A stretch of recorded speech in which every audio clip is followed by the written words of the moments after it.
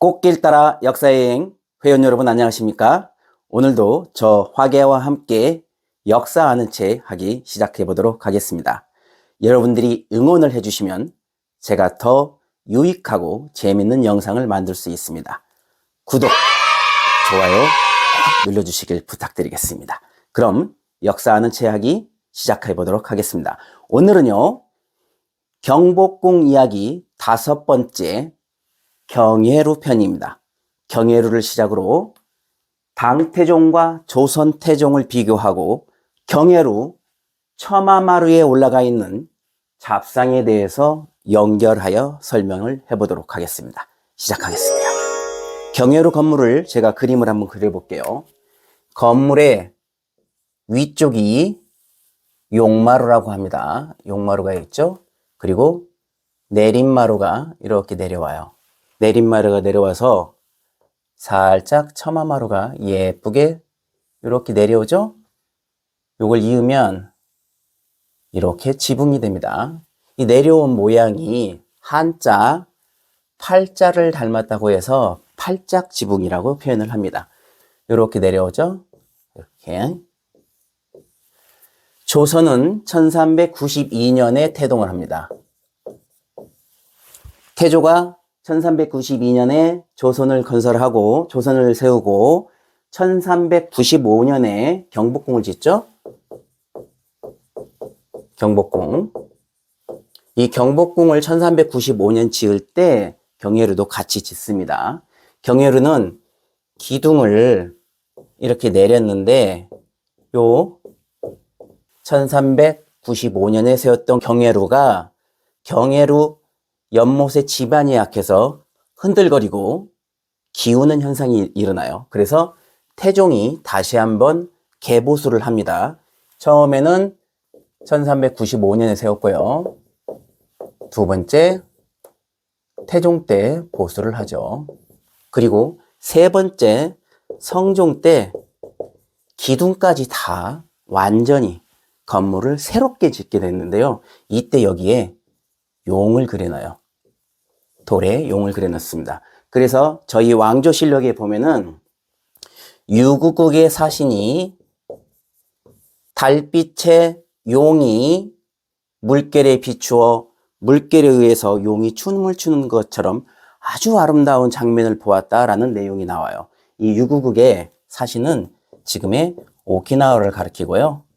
오키나와에 섬들이 많죠. 그 섬들 중에 유구국 사신이 조선에 와서 남긴 자료입니다.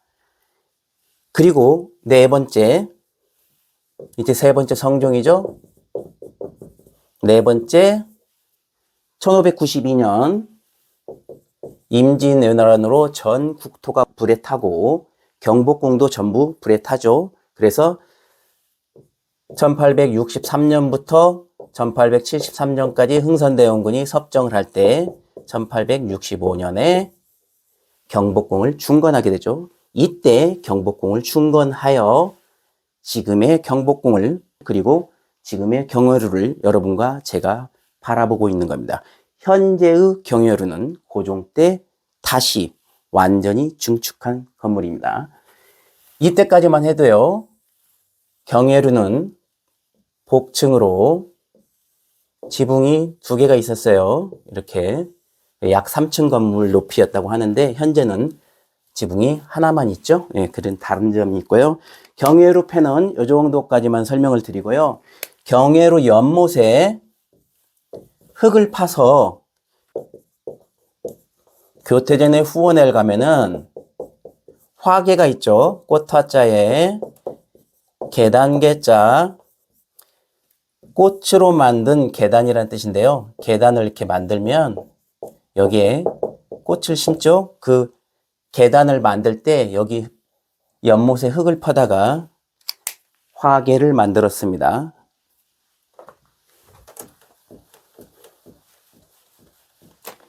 기둥은요, 바깥쪽, 외쪽에 24개가 있고 안쪽에 4쪽에 24개가 있는데요. 모두 천원지방을 나타냅니다.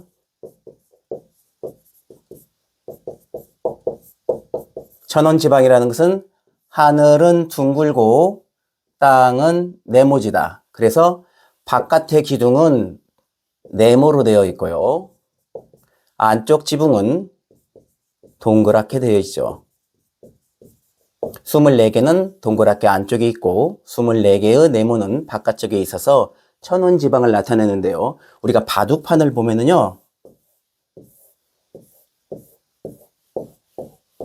흑점이 이렇게 있죠. 흑점이 19 곱하기 19, 361개의 돌을 놓을 수 있는 바둑판이 있는데 가운데 흑점을 똑같은 발음으로 천원, 하늘의 으뜸이라고 말합니다. 이 또한 천원지방의 사상이 들어가 있고 하늘의 으뜸이기 때문에 여기 흑점, 이 흑점을 천원이라고 부릅니다. 자, 그러면은 경회루에 대해서는 이 정도 설명을 하고요. 경회루의 잡상은 그러면 왜 생기기 시작했는지 설명을 드려보도록 하겠습니다. 내림마루가 있고 여기에 첨화마루가 있죠. 요 첨화마루에 서유기에 등장하는 현장스님, 그리고 손오공, 사오정, 저팔계 등 7개에서 8개의 동물상이 있고 그 나머지는 중복이 되면서 11개가 경회루의 지붕 위에 잡상이 놓여 있는데요.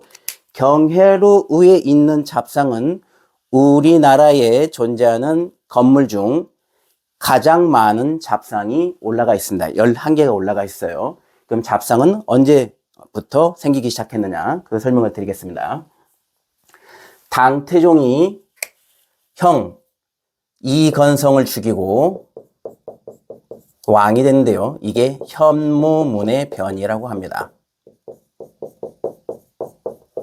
현무문의 변 또는 현무문의 난이라고 하는데요. 조선 태종 이방원과 비슷한 같은 이씨이면서 또 태종이죠.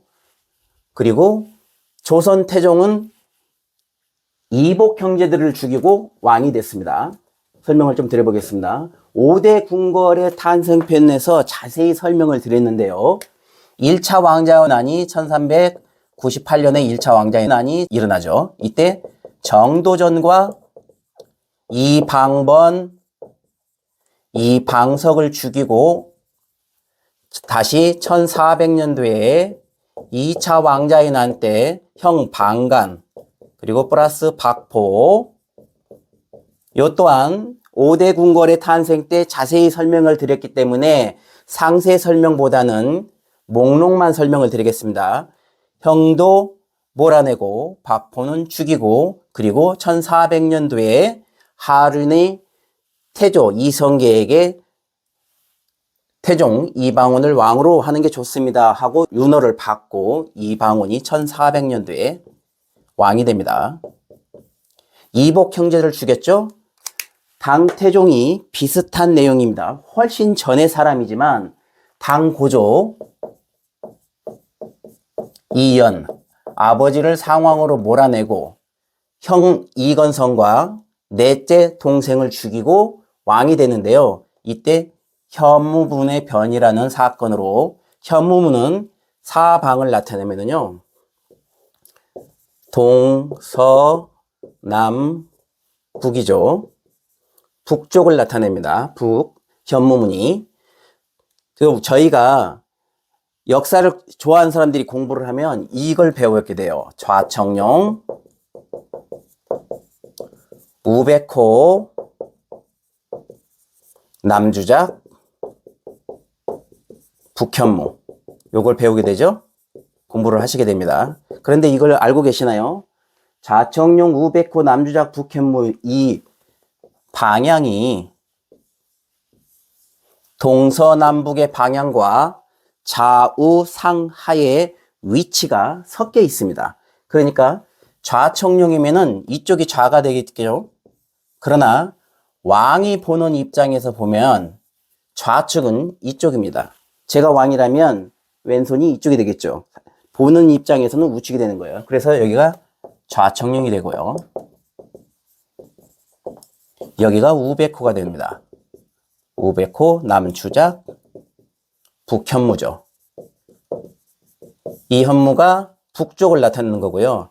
저희 경복궁의 북문은 신무문이라고 부릅니다. 이 신무문 또한 북현무의 현무문에서 따왔습니다. 그래서 신무문이라고 부릅니다. 이 북문에 형 이건성과 동생을 들어오게 하고 그 자리에서 죽이죠. 그렇게 해서 당태종도 왕이 됩니다.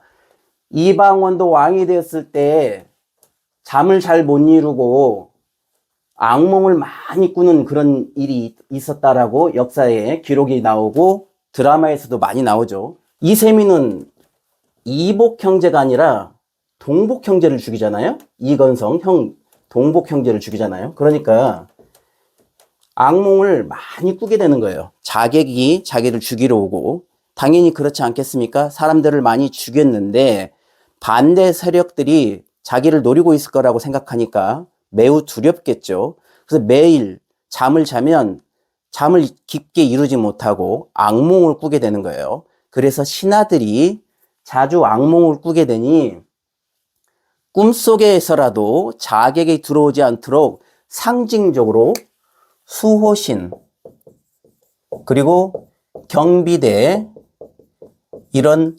상징문들을 처마마루 쪽에 올려보는 것이 어떻겠습니까? 라고 해서 그때부터 당태종이 수호신 경비대를 처마마루 쪽에 올리게 한 것으로부터 잡상의 유래가 시작됩니다. 이 잡상은요, 심리적인 효과도 있었겠지만 물리적인 효과가 있었을 거라고 생각이 듭니다. 만약에 자객이 지붕으로 올라온다면 이 잡상들이 지붕의 흔들림에 의해서 소리를 낼 것이고요. 만약에 이쪽으로 자객들이 들어왔다면 잡상을 밟고 올라가야 되기 때문에 아무래도 잡상을 건드림으로써 소리가 나겠죠. 아마 그런 물리적인 효과까지 같이 노렸던 것이 아닌가 생각됩니다. 당태종 이세민이 형들을 죽이고 자객이 들어올까 무서워서 만들었던 잡상. 그런데 저희가 네이버에 검색을 해보면요, 잡상의 유래를 검색을 해보면요, 잡상은 고려 때부터 나왔다라고 써 있어요. 그리고 잡상은 서유기의 등장인물이다 라고 되어 있습니다. 모두 맞는 말이긴 하지만요, 조선 태종이 살았던 것은 1392년, 1400년대고요. 당태종이 살았던 것은 현무문에 나는 626년이니까요. 600년. 그러니까 약 700년에서 800년 전에 당태종이 살았거든요. 그런데 이 서유기의 등장인물이 여기에 지금 경예루의 처마마루에 올라가 있단 말이에요. 그리고 고려 때부터 잡상은 있었다. 고려 때부터 잡상이 있었다. 라고 설명이 되어 있기 때문에 뭔가 석연치 않은 내용이 있습니다. 제가 오늘 그것을 설명드리려고 합니다. 서유기의 등장인물은요, 서유기의 작가는 오승은이고요. 오승은은 1520년에서 1555년 사이에 서유기라는 소설을 쓰게 됩니다. 물론 서유기의 등장인물은 현장스님, 그리고 오공스님, 손오공을 말하는 겁니다. 오정스님, 사오정이죠. 그리고 팔계, 저팔계 등 이 등장인물들은 당나라가 맞습니다. 당나라 때요. 이 당나라 때에 천축으로 불경을 구하러 가는 이분들은 모두 실제에 존재했던 분들입니다. 실제 논픽션에 픽션을 플러스해서 재밌게 쓴 책이 서유기예요. 근데 이 서유기를 쓴 책은 1520년부터 1555년 사이에 썼으니까 당태종 이세민이 잡상을 올렸을 때 잡상은 절대로 서유기의 등장인물이 될 수가 없지요. 당나라 때 이 이야기로 다시 돌아오겠습니다. 현장스님과 오공스님이 오정스님과 함께 당나라에서 천축으로 불경을 구하러 가는 그런 내용으로 만들어진 게 서유기인데, 이 천축은 천축에 대해서 역사적 우리 사실을 하나 공부하고 갈까요? 해초 스님, 신라 때 해초 스님이 왕호 천축국전을 쓰죠. 둔왕 천불동에서 발견됩니다. 이 왕호 천축국전도 똑같이 인도를 나타냅니다. 당나라 때 천축으로 불경을 구하는 현장 스님, 이 또한 인도를 나타내는 거고요. 왕오, 그러니까 갈 왕자죠. toward입니다. 방향을 나타내요.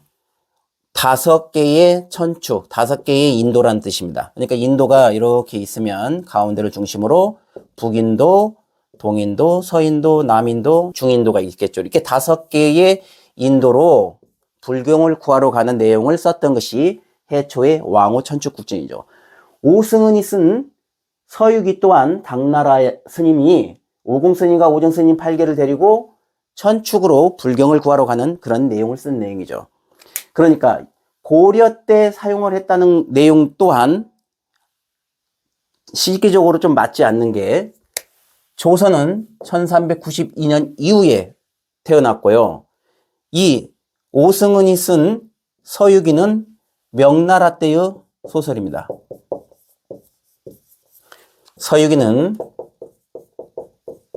1520년에서 1555년 사이로 추정되고 있고요.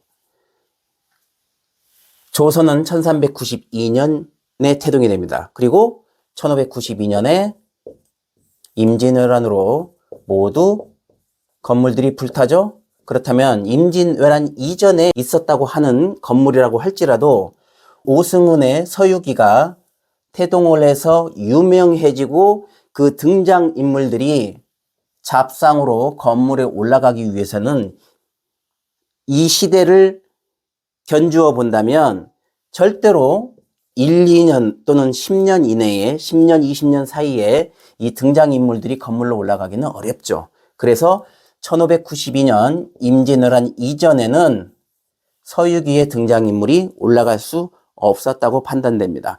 정리해 보겠습니다.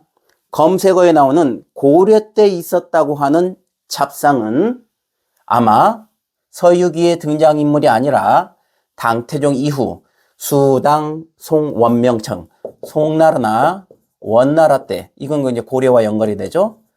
이때 만들어진 잡상, 서유기의 등장인물이 아니라 다른 종류의 잡상이 올라가 있었을 거고요. 중국의 잡상은 뭐 용이나 봉황, 기린, 해치, 뭐 선인, 이런 모양의 잡상들이 올라가 있었거든요. 그러니까 서유기의 잡상과는 틀리죠. 그래서 고려 때는, 우리나라에 있었던 고려 때의 잡상은 서유기의 등장인물은 될 수가 없다. 그리고 조선 중기가 임진왜란을 기점으로 하기 때문에 중기 이전인 조선 초기에는 서유기의 등장인물이 나올 수가 없다. 그래서 정리를 해보면요. 첫 번째, 고려 때는 서유기의 등장인물이 있을 수가 없다. 두 번째, 조선 중기를 중심으로 초기에는 있을 수가 없거나 있었을 수도 있다 정도이고요.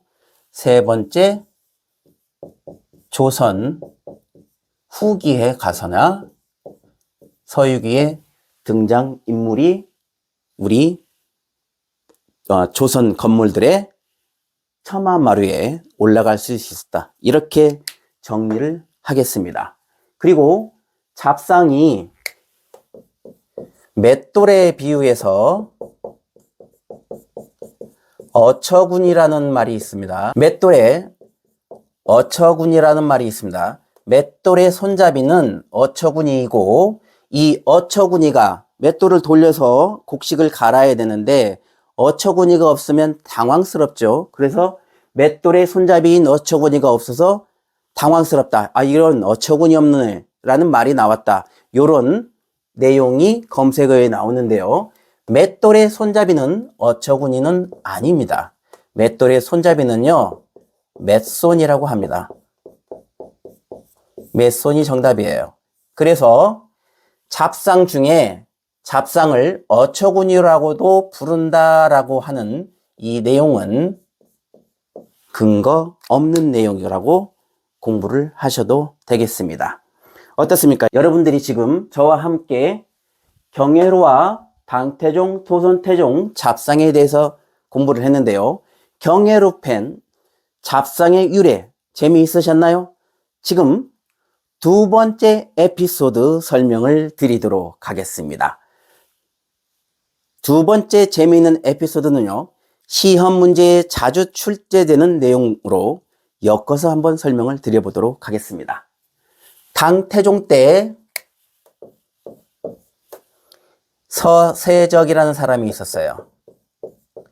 이 사람이 고구려를 침략하는데 총관으로 오죠. 고구려 안시성 전투입니다. 안시성 전투가 645년, 그리고 백제가 멸망한 건 660년, 고구려는 668년이죠. 물론 백제는 663년에 백강전투가 실질적인 백제의 멸망이다라는 내용들도 충분히 자료를 찾아보면 있습니다. 역사적으로 설명되어 있는 내용이 660년이라고 하니까 저도 660년으로 표기를 하도록 하겠습니다. 안시성 전투 때 서세적이 총관으로 옵니다. 이 서세적이 당태종 이세민이 당나라를 건설하는 데 지대한 공을 세웁니다. 그래서 당태종이 서세적에게 성을 하사를 해요.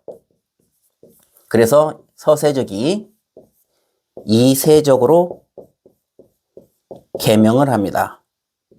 그리고 이세적이라는 이름에서 다시 한번 개명을 하는데 세자를 빼고 이적으로 개명을 합니다. 그래서 저희가 역사 드라마를 보면 안시성 전투 때의 고구려를 침략했던 당나라의 총관은 모두 자막에 보면 이적으로 나옵니다.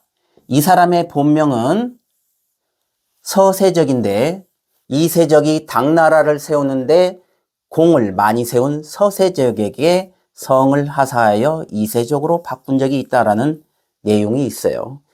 그런데 왜 이세적은 이적으로 개명을 했을까요? 임금의 이름 중에 임금의 함자를 함께 쓰지 않는 것을 피휘라고 합니다. 피휘. 이세민의 세자를 서세적이 세자를 같이 쓰고 있기 때문에 이세적으로 개명한 후에 세자를 빼고 이적으로 개명을 한 거죠. 그래서 우리나라 역사 드라마의 자막에는 모두 이적이라고 표기가 됩니다. 당나라 때는 불교가 성행을 하죠. 관세음 보살 아시죠? 관세음 보살님을 관음보살이라고 병행하여 표기하고 부르기도 합니다. 바로 이세민의 세자를 피하여 관세음보살마저도 세자를 뺀 거예요. 그래서 관음보살이라는 명칭이 탄생됩니다. 지금 저희가 관음보살이라는 명칭과 관세음보살이라는 명칭을 혼용하여 병행하여 사용하는 이유가 바로 당태종 이세민에서의 이 이름입니다. 어떻습니까? 여러분들이 역사 아는 체 하기, 화계의 내용을 들어보면 아는 체 하기에 딱 좋은 내용이 있지 않습니까? 오늘도 여러분과 함께 역사 아는 체 하기 해보았습니다. 재밌으셨다면 꼭 구독과 좋아요를 눌러주시고요. 경회로는 우리나라 목조 건물 중 가장 큰 규모의 건물입니다. 경회로 is the largest wooden building in Korea. 秦桧楼是韩国木造建筑中规模最大的建筑。경회로와韓国の木造建物の中で最大規模の建物です。감사합니다.